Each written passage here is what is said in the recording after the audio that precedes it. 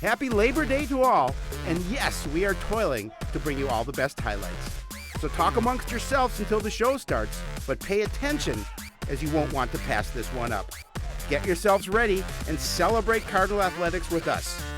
Bring it on! Sports Night is next.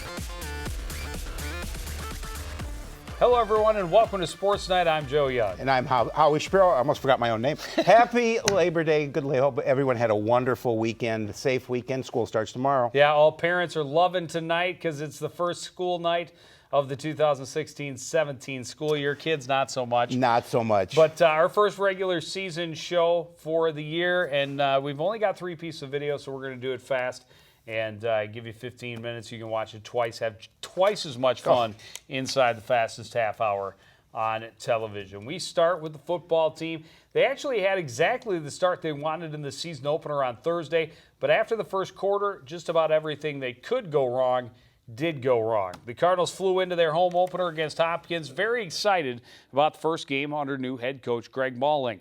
A formidable foe on the other sideline, Hopkins finished just 2-6 last season, but one of those victories was a runaway win over the Cardinals in the season opener. Different start this season. The Cardinals defense made a couple of stops, and the offense finally gets the offense going when Tyler George calls his own number on the QB draw. Great downfield blocking allows George to make a big gain, and he's down inside the 5. 2 plays later, it's George calling his number again. This time he's going to go left on the counter.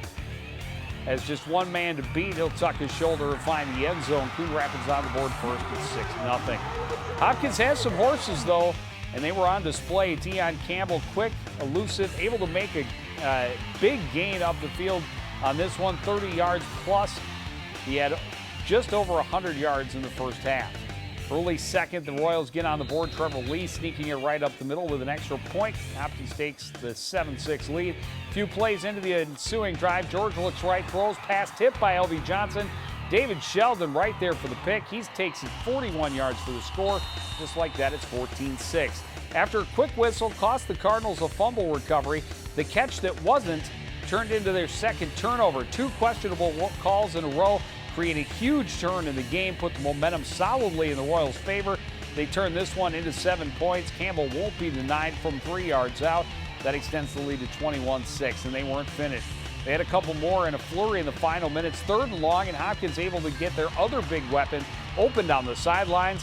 Lead to Malik Lofton, 62-yard score, and the Royals have complete control. Still not quite done. Cardinals pressing a bit.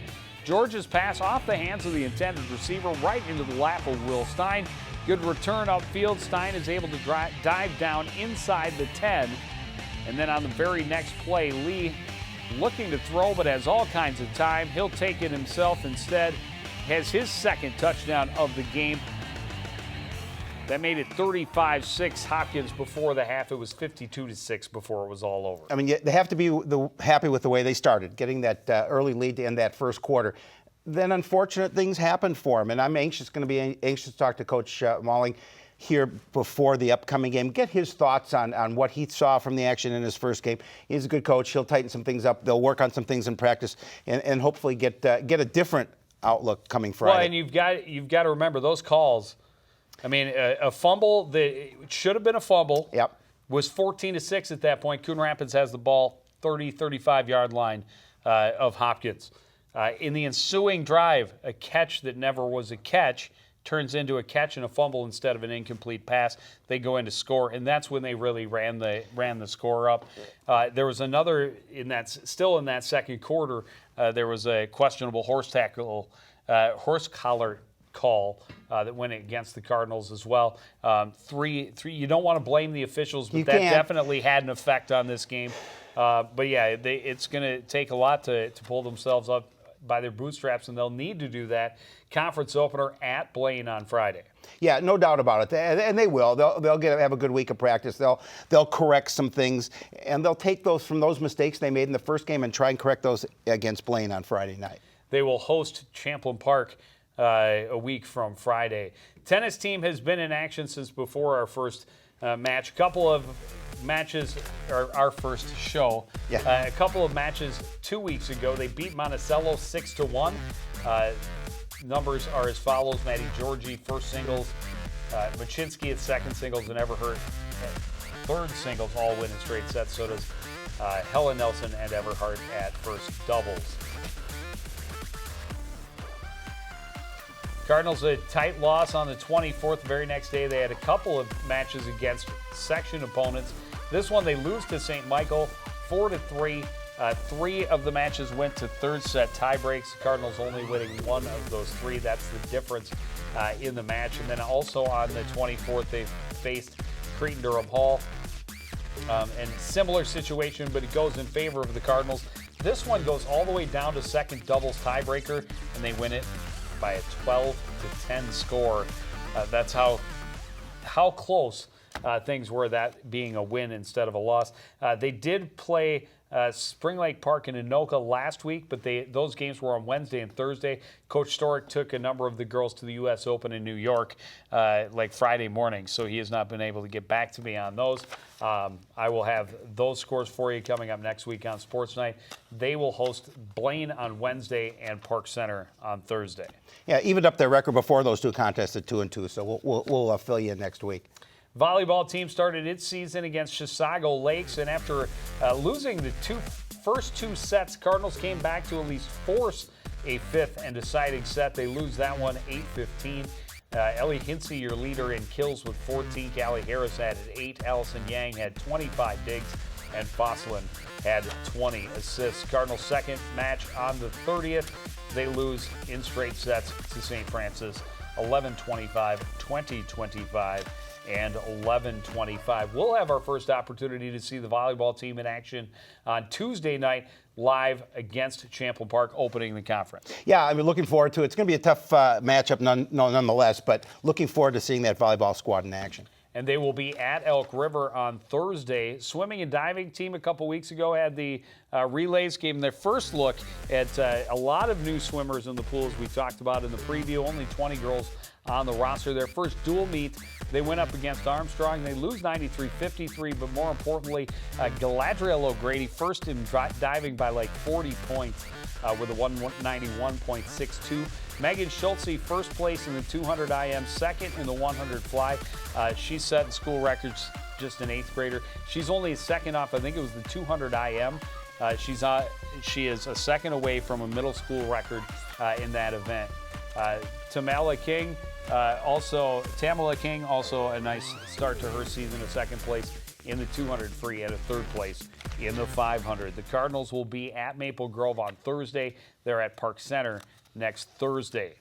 Cross country team started their season last week with the ABC Early Bird. It's all of the District 11 squads, and the boys came out in first place of the 5 teams. Paul Breitbach at third place overall, finish in 16 minutes, 55.91 seconds. That's Shapiro-like speed. Maybe back in the day. Joe Coughlin was in 6th place. Dunn gives them 3 in the top 10. Smith was 16th and Christensen 19th place. Overall, the girls, not a bad start. 3rd place.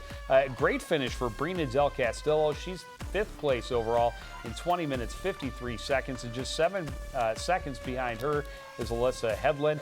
The Ellen Becker sisters finish in 16th and 20th. Rachel Davis in 27th and Eichstead in 28th. So they have the Monticello Mega Meet on Thursday, the Lakeville Invite next Saturday. That's a lot of M's. That is a lot. Take a breath. There was a lot of reading for you. Yeah, we got that all out there, though. Take a little nap when. Let me do one thing. I'll let you do the one thing you came to do. I appreciate it. The boys soccer team opened the season last Tuesday, traveling to take on crosstown rival Blaine, a team that has had their number over the last several years. The Cardinals got to play the Bengals in a preseason scrimmage, and they knew it would be battling a fast and talented opponent. And Blaine already had a pair of wins under their belts, and it was the Cardinals' first real action of the season. Cardinals matching the Bengals' speed early on taking on action at home teams Net, Gale, and Tomway. Tripped up a little bit, stopping at a potential breakaway.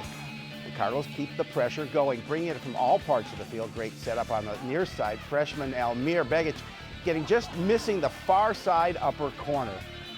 Well, persistence always pays off. A little more than midway through the first half, Alex Figueroa setting up on the far side, puts a perfect cross to the middle, and Tomboy heads it home to put Coon Rapids on the board first. Well, this one is far from over. The Bengals roar back and get a couple of good looks at the net before the half.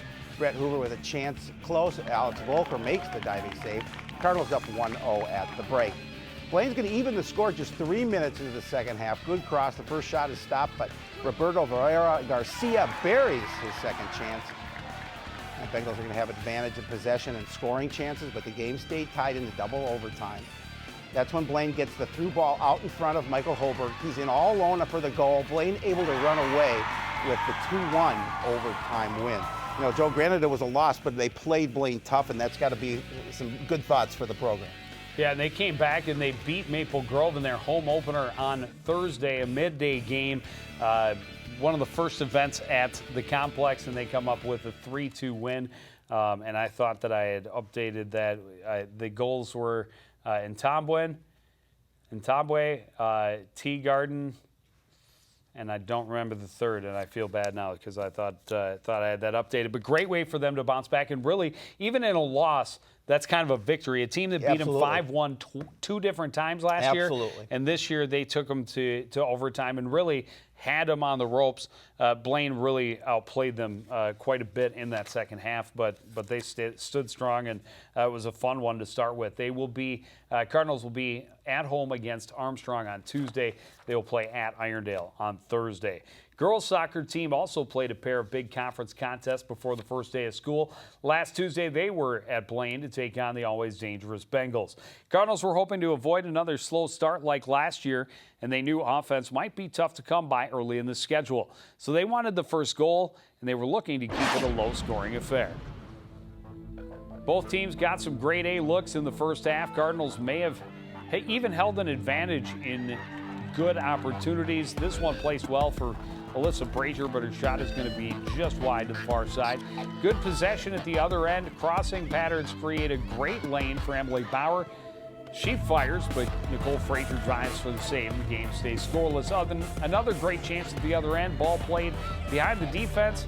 Allows Maddie Blomquist to run onto it on a breakaway. She looks left, but keeper Emily Brown, an unbelievable save.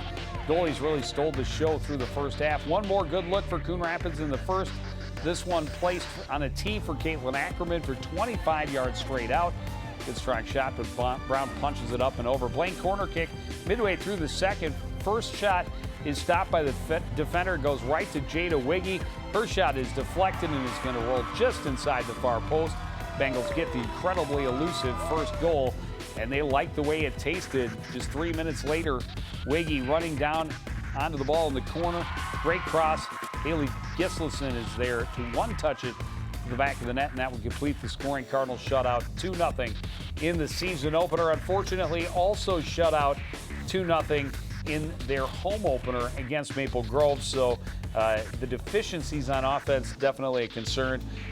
A week without scoring. Yeah, I mean, that has to concern the Cardinal staff a little bit and Coach DeJoy, but, you know, he'll figure it out. He'll get those girls going offensively. You know, defense always is a strength, and hopefully coming up to this week, they can put the ball in the net a few times. Well, we saw some good things in that game against Blaine. They did get some good scoring opportunities, just unable to put them away. They do host the Armstrong Falcons on Tuesday. They are at Irondale on Thursday. We will be at the volleyball contest for you on Tuesday night. Our first look at the Cardinals as they open the conference schedule against the Champlain Park Rebels. Then we'll have football from Blaine on Friday. Next Tuesday, soccer doubleheader from Andover as the Cardinals travel to take on the Huskies. But that is going to do it for this edition of CTN Sports Night. I want to thank everybody out there for joining us, continuing to support everything we do here at CTN. For the entire crew, including Howard Shapiro, I'm Joe Young, saying good night.